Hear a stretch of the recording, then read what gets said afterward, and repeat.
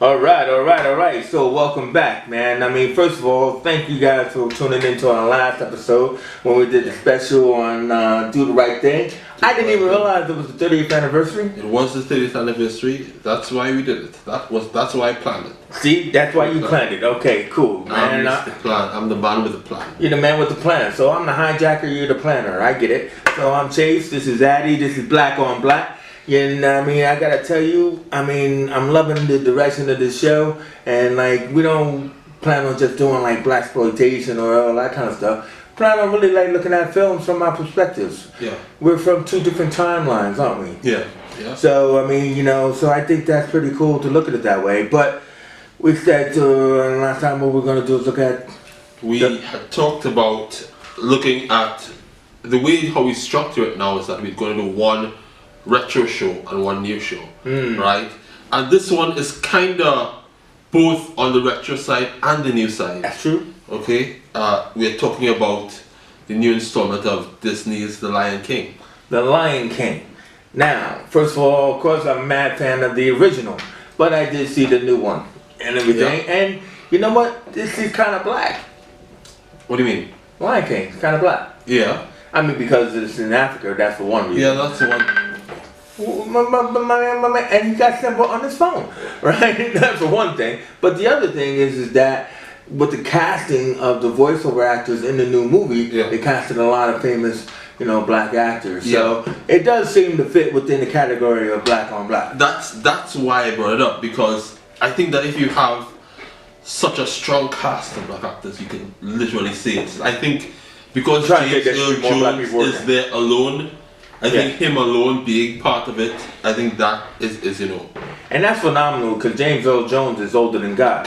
He's so I mean, and they could have easily had just redubbed his dialogue the same way they did with Stan Lee in the Avengers Endgame, because he was, Mufasa in the original cartoon. So, but to get him to come back, go back into the studio and give us the gravitas of his voice is amazing. So what do you want to do first here, Addy? You want to go to the first one, the cartoon? I want to talk, let's spend 5-10 minutes, not so much 10, but let's talk a little bit about the reaction to the very first one. And then we kind of talk about the next one, and the last few minutes we kind of what we like or we didn't like. Well, so when the first one came out, I was a babysitter. I was kind of like, the pacifier. I was kind of like the guy who had to babysit for my partner, who was the director, and he had just had a new baby. Yeah. And and it needed watching and stuff like that. As babies tend to need. As babies tend to do. Why would you give one to me? Who knows? But it's in judgment, but yeah. But so as he got older, Lion King was the go-to to put into the VCR. And to watch, and that kept him quiet, so we watched it over and over and over and over. So it was one of those films that you could do, though. You could watch over and over. So my first reaction was, it was a great story. As a musical, it had great songs by Elton John. Yeah. And it also had heart to it. Yeah. As most Disney films tend to have heart, but a lot of them are focusing on the Disney princess looking for a man, and this wasn't that. I think this was the first time that it wasn't about a Disney princess looking for a man. It was about a Disney prince looking for revenge for his father. They've never given us that before in the Disney cartoon. That must be the first time they had this kind of complexity. Actually, Disney's strength all the time was to be magical, and the way they told stories, don't mind they stole the story from Hamlet. How they tell stories across the board was their strength, and no matter what age you were, you could connect it. You understand? Yeah. Like you wouldn't be bored going to watch that film with a child, because the music is an adult song. Yes. It was adult contemporary back then. Yeah. So there was something for everyone in those shows. And Lion King particularly, as you were saying, is the first one that Disney really had. That was but not that only had animals. Yeah. Yeah. Because the one before, actually, I'm kind of wrong. Let's say Bambi. You're young, but go ahead. Bambi. Bambi did have the interaction with humans because his mom No, died, well, yeah, right? shot by a guy. And there was the Jungle Book, but you also had a human in it, right? Was Bambi a guy? I mean, a male deer? I mean, Bambi. You know what I mean? Was Bambi male? I don't know.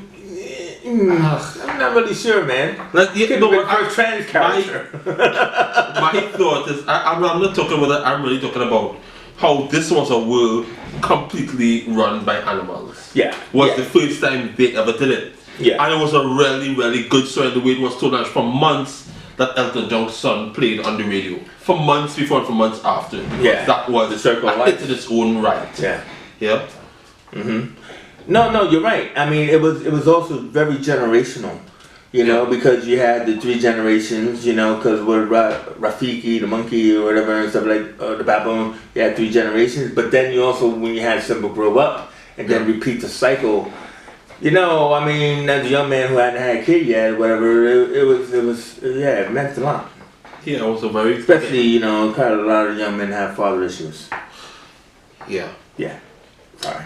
Yeah, I think what that's we can talk about that differently because of there's a lot of that in a lot of movies. It's a kind of trope in movies these days. It is.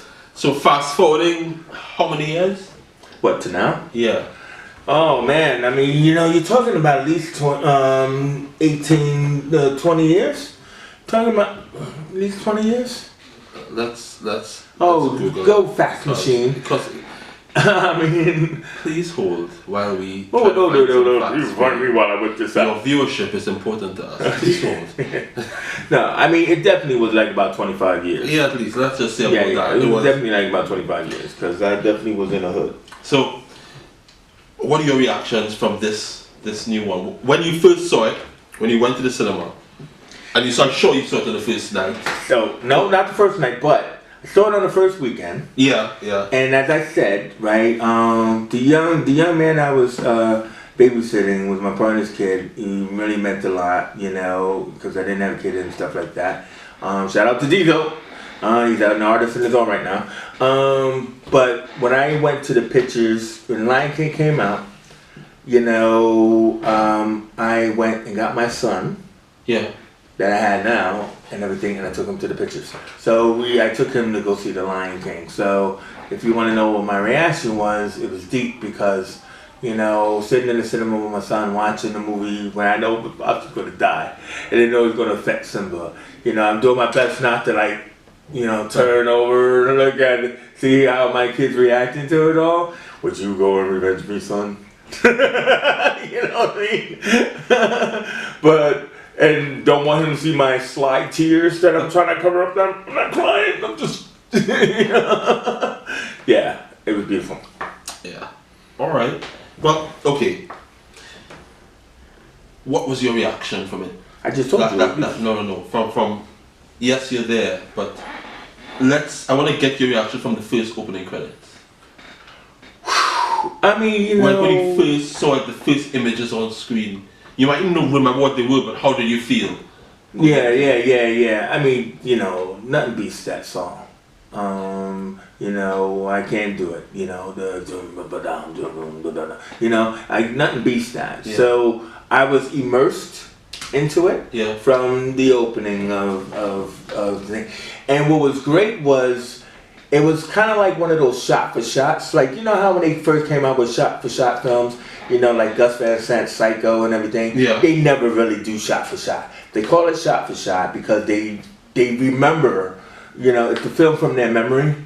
But when you're seeing the camera panning over the Serengeti or whatever it is and all that, you know, you're seeing like the animals come together and then the giraffes bow. It's like I'm waiting for the giraffe to bow, you know, or something like that.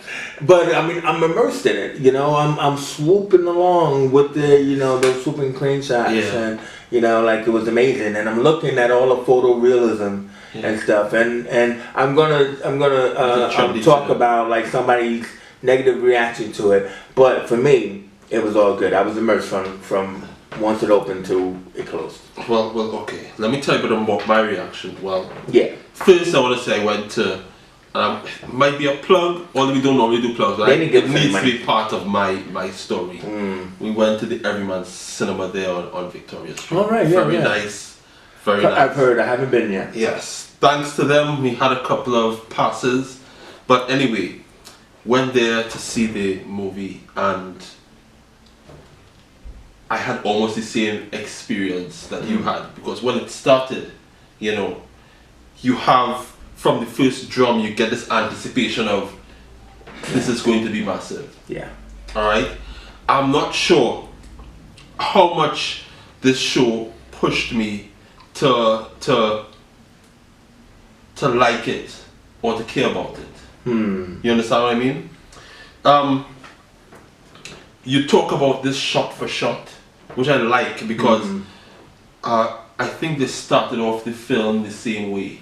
Yeah. Because one I was looking at some issues with the show a long time ago, and they talked about, you know, how people look at things and they talk about these animals don't belong here because it's Africa, these from South America. And one of the talk was that the ants that cross the screen in the beginning, the cutter ants, they are not native to Africa, they are native to the Americas. Alright? Here we go. But but I liked that they started it off that way. And so, okay, because we both saw the show before, we instantly feel at home. Yeah? The part about it that that I don't think I was, as the show progressed, that I don't think I was too okay with it, is that the show almost assumes that you saw the cartoon. It's for, again, us who would have seen it when we were younger, and this was more of an echo to back of what it was. So you kind of knew all these characters and familiar with them, but then now they're different animals. Totally different characters. So I mean, you know. So that being said, it's like, let's talk about the characters, man. Yeah. You know, I mean, like, you know, first, I mean, well, I guess we gotta hit the father-son relationship, because that's the core. Yeah. So James Earl Jones, you know, bringing back the voice of Mufasa. You know, it's like that bit where Mufasa puts his paw print into his paw print. You know, or he's trying to like hide from him in the woods and stuff. And even that whole playfulness, that wasn't really. I don't remember that from the original. I mean, I remember they had something together, but not really that. So I think that they did the best that they could. I mean, Jon Favreau. First of all, shout out to Jon Favreau as the director, because he did the Jungle Book. Well. So like, you know, he found his zone. That has to be a comment that I have, because I need to remember to bring up this point even later. I think that I felt I enjoyed the Jungle Book more. After looking at this? More than this. Oh, more than this? Well, that's only because you have Mowgli, who was the real boy. Yeah, but it's and that's what people keep saying, is that you need some kind of eye emotional connection. And the photoreal animals didn't really do that for some people, but Mowgli did that for people. So. Mowgli, no, it's not really that. It's that, okay, we talk about, I don't know if we should, let's just jump into it.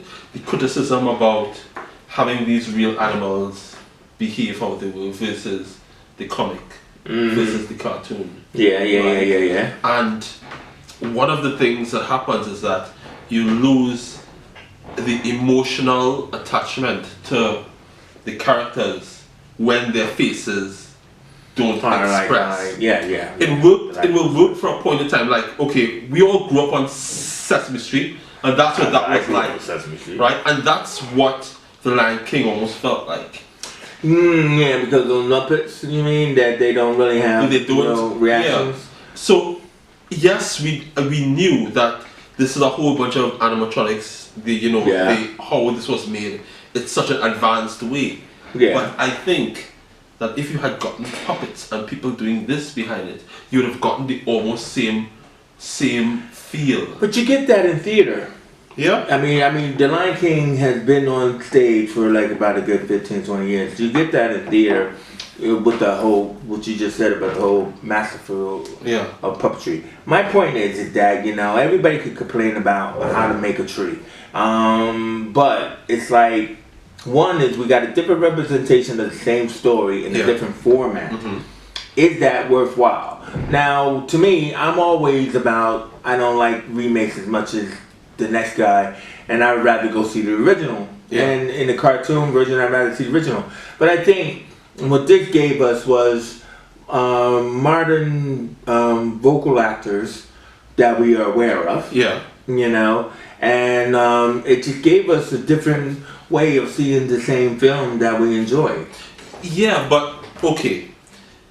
I think they gave us one or two new songs or something. But. Yeah, they did have new songs. Yeah, Beyonce. The Beyonce, and there's a new one by Elton John. But there's not that. Is that I will think that as also you would do with a film, a successful film is what pulls an emotion from you. Nah, right? Dude, I'm not going to argue on the emotion. Because you're right. I'm not going to argue on that. But I still felt emotional. I'll tell you where I felt emotional, but I cannot look at, you know, there's a reason why the cartoon worked. Okay. And it was because you could see the character, and you can see into his mind.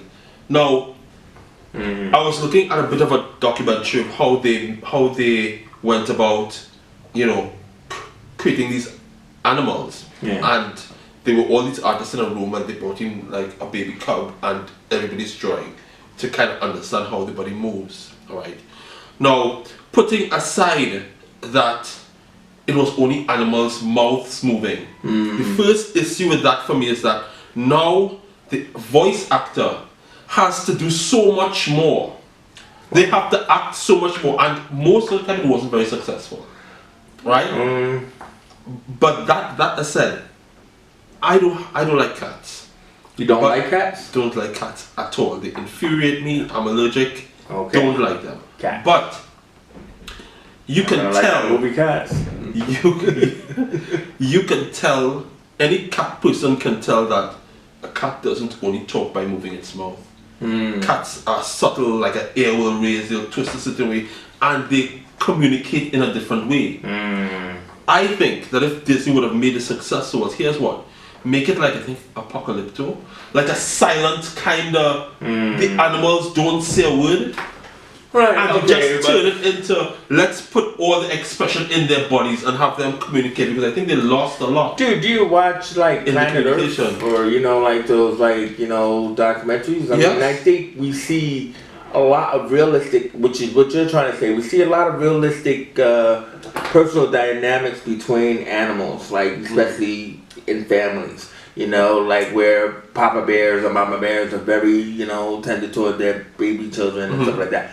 But I mean, you know, that takes years to capture footage like that. You know, and I mean, for this, I just think that we take it as it is, and you know, try to enjoy it for what it is. So, like for example, is you were talking about the voice. So me, as a filmmaker, I'm very much into vocal inflection. Yeah. And I think the actors gave that. I mean, you say they didn't, but I think they actually did. I'm not saying that they didn't. I'm saying that there are points where it fell so flat. Look at Scar. Scar was my favorite character in the old one. And the person and how he was portrayed, that was amazing. This new Scar... Well, this was played by... the voice was Chiwetel Ejiofor. Yeah. You know? Amazing actor. Great face. Yeah. But he's no Jeremy Irons. So, like, those were the two voice acting and the difference. So, Jeremy Irons had a bit of more character in his voice that was able to be captured in that cartoon. Yeah, but I'm not going to say that. But I will say, I could not tell who Scar was. And it was one of the things that kind of like baffled me, like while I watched, because they didn't put all the names up. I didn't know who played who. Yeah. So I didn't know which character Chiwetel Ejiofor was. So then I was kind of like, well, maybe he's this character. So in that aspect, maybe I can agree there that he had no defining nature to his voice. Can you also say, all right, let me agree with you on a few things then. There are a few actors which I think stood out for me. You see the little kid who played Simba. Not the Donald Glover version, but you're talking about the little kid. J.D. McCurry. Okay. He was a very good actor because I felt for Simba when he was young. And I think they paid special attention to animating Simba. See that first scene where he turns in the mother's arms, that kind of thing, that could have bring me to tears. Right? Yeah. That was, and how he acted, I think also when his father was run over and he was there and he was saying daddy, and Don't make me cry. that was perfect acting. I think out of all the acting, he deserves like some award for that. Daddy issues, bro. Yeah, but him and the only other actor I think who really played their part well was Jamie Oliver. Jamie Oliver? I think Jamie Oliver, for the jackass that he is, you could beat Did me he out play of jackass? Wait a minute, what character did he play? He was Zazu, the little bird. Get out of here. That was Jamie Oliver? See, I didn't even know. Think of somebody who just talks and says nothing. Oh my God. And that dude, all I wanted was him to be eaten at any given point. I think his acting was almost perfect. Oh wow, I did not know that. Yeah. See, look at that. You hit me with something I know. So let's listen to the comedy points, man. You spend a lot on the emotion. It has to be about. So I'm I'm just saying, Seth Rogen and Billy Eichner, who played Timber and Timon and Pumbaa. that's right, Timon and Pumbaa. Oh, they were excellent. You know what I mean? I mean, that was what I looked forward to most, was for them and how they were going to be portrayed. And, you know, I just loved, like, all the little moments. There was some ad-lib moments, you know, especially, like, I think when, the girl was going to eat them. Yeah. And stuff. But that was, right, hilarious. As well as Michael Keegan Key, you know, the other half of Jordan Peele, he was one of the hyenas. Yeah. And they couldn't get his sidekick Jordan, but like that was really funny. They had a lot of good ad-lib moments. You think with the hyenas and everything. I like that. I missed all hyenas though, you know. I know it's more real and they wanted to make them more aggressive as hyenas are, but I missed the idea of, you know, like the crazy eye one, the henchmen. You understand? Yeah. It's but like, they had a bit of it. Like when the guy kept saying, "Why are you so close to me?" Yo, dude, give me some personal space. I love that. It was funny, but yeah. So I thought they did that well. But I think they did give that a good sense of menace, like when they were in the elephant graveyard, and you know, and here comes Dad. Because that elephant graveyard, that was legitimately scary. I know, but I think that was different as well, though, because I don't think that was in the original cartoon. Maybe because it was scary, because I think they gave a more scarier moment. It was. No, he did come for Simba. I know, but I meant in the setting that this movie was. I thought it was a little bit different to make it more scarier. And everything, you know, and which was really good. But yeah, so. Obviously, you also mentioned Hamlet, so we can't go away without mentioning that, you know, in a sense where it's, people say Hamlet, but it's like two brothers, right? You know, it's more of King Lear than Hamlet. Like two brothers, one who's overlooked for the throne and everything else like that, and then the throne is going to go to his son. I don't think that was what Hamlet's story was and everything, you know. I mean, I know that he was haunted by his father and everything like that, but it wasn't. Yeah, so I don't think it's more Hamlet. I think it was more that. But either way you look at it, is that it was very cool because, you know, when Scar was king, and he was king for a while, you know what I mean. But it was kind of like he finally got to that point where he was trying to get the mom to be like, "Yo, look, you gotta be my queen. You know what you gotta be doing, right? You know, you're my queen now. You're performing queenly duties. You know, you gotta perform the queenly duties. Yeah. You know what I'm saying? No, you don't think I'm interested, but I am. Most proudly. Exactly. Yeah. She's like, you ain't getting none of this jelly, right? What did you think about Beyonce and her vocal talent of acting? Playing I don't. this girl. I don't. They didn't give her a lot to do. Well, Yes, they didn't give her a lot to do, but I think except to sing that new song. But I mean, I didn't really give her a lot to do. I think, not to bash Beyonce, but I think that's all she could have done. Mm-hmm. Thank you, directors, and thank you Disney for giving us just the exact amount of Beyonce we need. Yeah, we don't need to actually see her try to act. That was enough. But yeah, new songs you expected to be great. I like that they tried to give Nala a little bit of a story. Yeah, they tried. Yeah, that's what I mean. But at least they didn't go the Aladdin route where it's like woman first. Dun, dun, dun, dun, dun, you know what I mean? I was praying they wouldn't do that.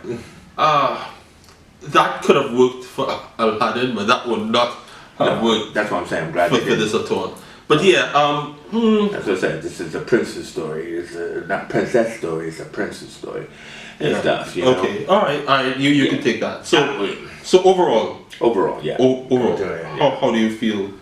I mean, you listen. I enjoyed it. I haven't seen it but once. You know.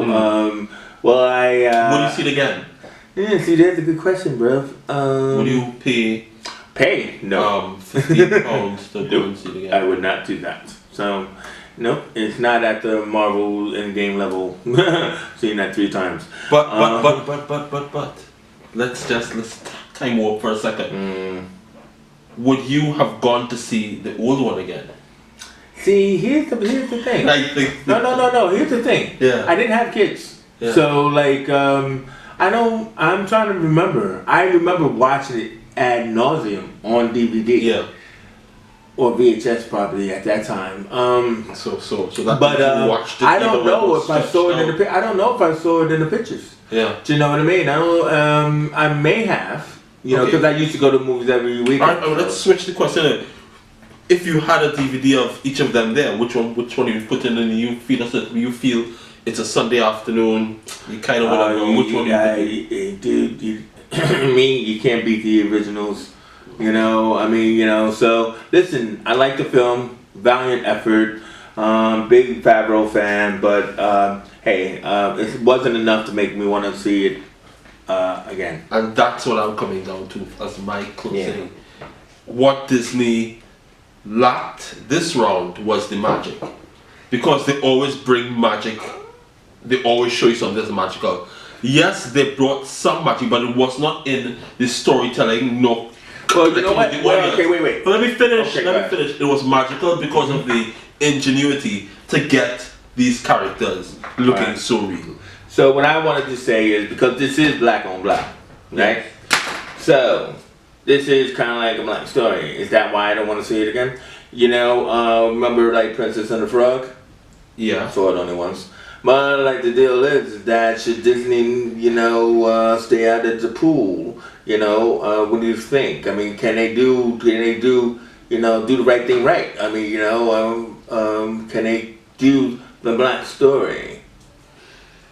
Or should they just leave it alone? Didn't they try with Prince of Egypt? Prince of Egypt is, you know, bro, I know the original black man, but I said Princess and the Frog. I know what you're talking about, but that's what I said, Prince of Egypt. And they're gonna do Lady and the Tramp, and they're gonna do Little Mermaid is gonna be black. Now, I don't know how do you feel about that before we go, because Black Mermaids. Is Little Mermaid going to be black? No, is it going to be live action? Is it live action? Did you hear about this? It's not freaking live action. I thought it was something else. It's live action. It's like CGI kind of thing. CGI live action, man. I mean, the tail's not real, bro. But that was the whole big hullabaloo was that they got that black girl from Black Grownish. You know, that show Blackish that became spun off into Grownish. They got her, and everybody went up in arms. Like, how could she be? How she have red hair? Yeah, bro. Well, I think that they will do it the same way they do Will Smith. They will put so much makeup on her that... Hey, she's not blue. Exactly. They will put so much makeup on her that she will kind of look ambiguous. Hope not, man. I mean, you know, Ariel was white. Yes, but it's not going to be... Please do not make her blue. It's not going to be Black Mermaid and Black... Black Mermaid without any Because scale. if you have Black Mermaid, you will have to have Black King. This is the point. And you'll have to, yeah. I can't remember the casting now because I think Melissa McCarthy was trying to be the queen, the octopus queen or something like that. But yeah, that was the whole point, was who is going to be the king if this girl is his black daughter and stuff like that. Who's the I don't know who the king is and stuff like that. But he's a big muscle guy. He did get the rock. Hey, whatever you're gonna do. Oh yeah. So we hit the mark. Let's not talk about the Rock. I think. Anyway, I love the Rock. Yeah. Okay. Yeah. Okay. So anyway, next time, right? We did say we were going to talk about Black Dynamite, but I asked you in closing. I asked you, did you see the new Dolomite trailer with Eddie Murphy? Not seen it. Here's what. Let's try something new. I'm going to play it right now and look at it and give you an honest reaction of it. Like on a trailer reaction though. Like Dolomite. It is a long trailer though, bro. I'm sure that you can fix this in post. I can fix it in post, yeah. But I'm just saying it's like yeah. I don't know. So you mean the audience only hears it? Well, yeah. You wouldn't know how to do that. Yeah, I know. What's it called? Dolomite. What's it called? DOLE Mite. Yeah, that's it. Eddie Murphy. You see, all right. Already he's smiling like buckwheat.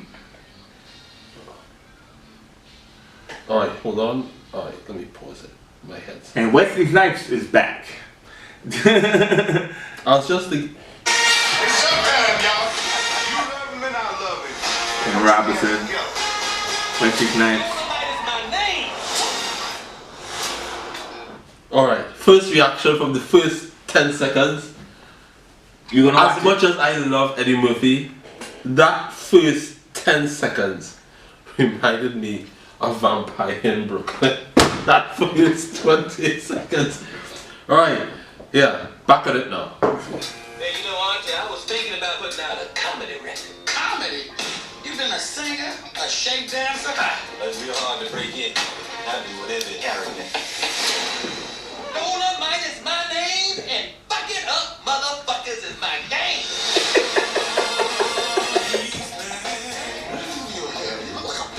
See, you gotta know Dolomite. You gotta see that. You gotta watch the movie, the original movie. Yeah. So. And I love retro. I love it. Like it's like. It's filthy. You've got a product here that you can't sell or promote. It's like porn. Did you see Hustle and Flow? Yeah. You know karate? No, but I'm a fast learner. I can learn how to chop me out.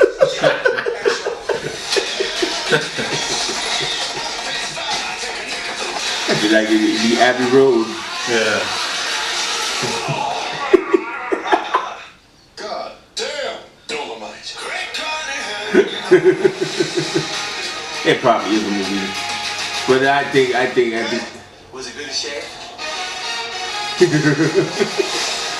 You know what I mean? Alright. Here's what, right? I was having this talk with someone just last night. And we talked about Mike Myers. Great comedian, yeah? Yeah, you lot of Wayne's World. Lot of characters. And I was also talking, Austin Powers. All this thing. Right? Did you happen to catch Cat in the Hat?